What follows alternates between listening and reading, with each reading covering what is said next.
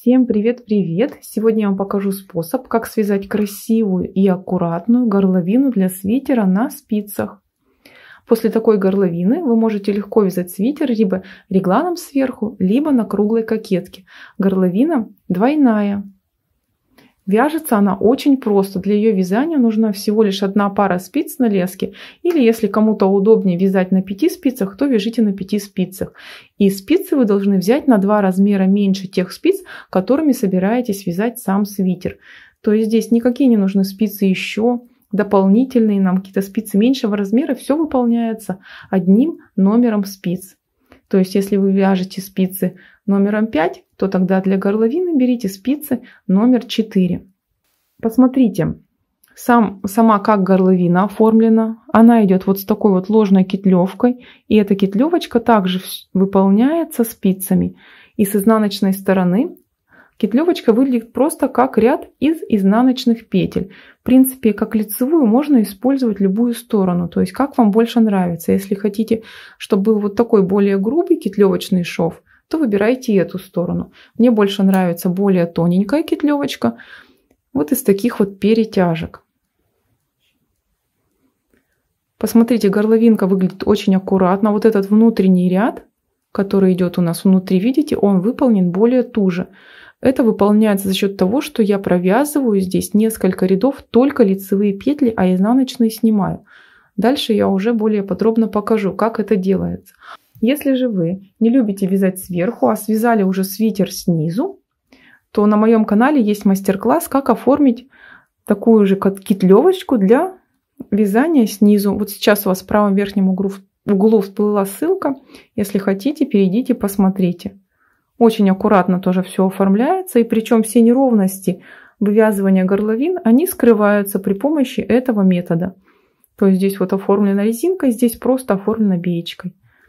Переходите, смотрите, кому интересно.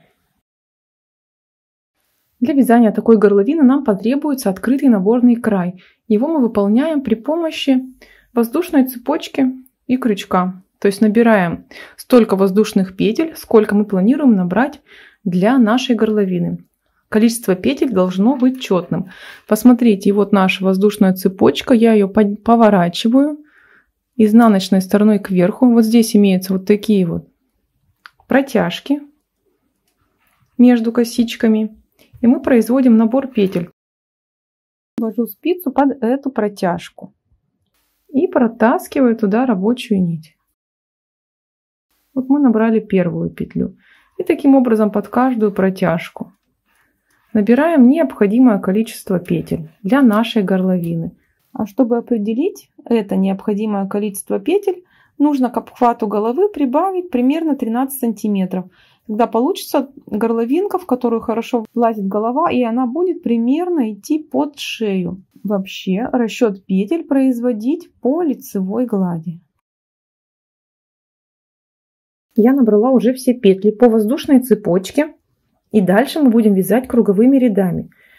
Вы можете распределить петли на 4 спицы, вязать на 4 спицах. Я буду вязать на спицах на леске. То есть я вот примерно в центре вытягиваю леску.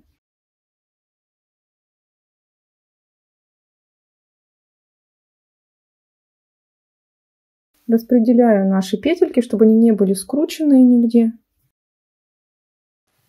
И провязываем 1 сантиметр только лицевыми петлями, то есть лицевой гладью. Больше сантиметра вязать не надо. То есть это получается примерно 2, максимум 3 ряда. Я уже провязала 1 сантиметр лицевой гладью. Дальше мы вяжем примерно 3 сантиметра резинкой 1 на 1. То есть 1 лицевая, 1 изнаночная. Лицевая, изнаночная. Я провязала уже резинкой 1 на 1 3 сантиметра, 6 рядов у меня получилось. Дальше на протяжении 3 рядов мы будем вязать только лицевые петли, а изнаночные снимать не провязанными. Смотрите, лицевую я вяжу, изнаночную снимаю, нить перед работой. Лицевую вяжем, изнаночную снимаем. И так будем вязать на протяжении 3 рядов только лицевые петли. Я выполнила 3 ряда, провязав только лицевые петли. У нас появляется вот такой вот как бы рубчик. И дальше мы вновь переходим на резинку 1 на 1 и вяжем столько же рядов резинки, как и до рубчика. То есть я провязала 6 рядов резинки и сейчас свяжу еще 6 рядов резинки. То есть вяжу, как обычно, лицевая и изнаночная. Опять же следите, чтобы у вас петли не перекручивались при провязывании, то есть подхватываете за нужную стенку. Вяжем вновь резинкой 1 на 1. Я провязала еще 6 рядов резинкой 1 на 1. Посмотрите, в том месте, где мы вязали только лицевые, образовался рубчик, по которому наша горловина будет легко складываться. По изнаночной стороне как. Сейчас мы вяжем лицевой гладью. Вот как в начале я провязала 3 ряда. И сейчас столько же 3 ряда в моем случае. Просто лицевой гладью провязываю.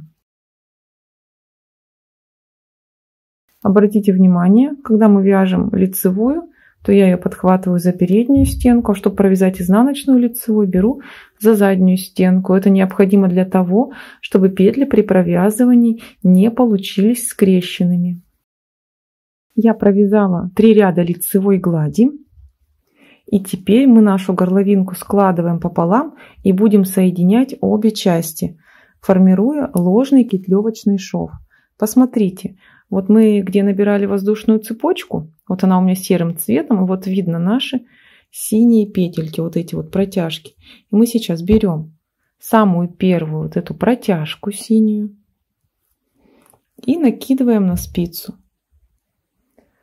Я ввожу правую спицу в протяжку, захватываю петлю, вытягиваю сквозь протяжку, провязываю лицевой и обе петли сбрасываю.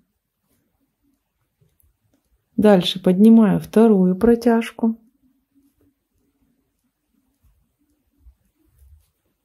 также накидываю ее на левую спицу, ввожу правую спицу в протяжку и сквозь протяжку протягиваю петлю и выполняю лицевую. Обе петли скидываю. Посмотрите, что образуется у нас по правой стороне. И по изнаночной просто как изнаночные петли идут. Таким образом мы сейчас будем вязать весь ряд.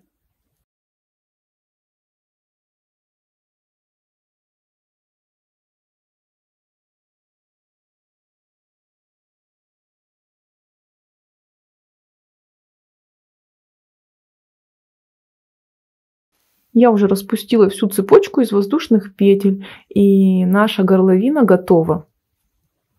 Вот посмотрите то место, где мы вязали только лицевыми петельками. Видите, оно как аккуратно выглядит и как бы стягивает вот здесь нашу горловину. И благодаря этому горловина не растянется, а будет всегда смотреться красивой и аккуратной.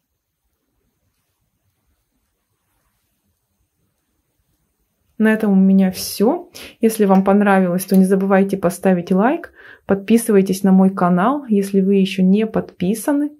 Пишите комментарии, задавайте в них вопросы, если вам было что-то непонятно. Всем пока-пока!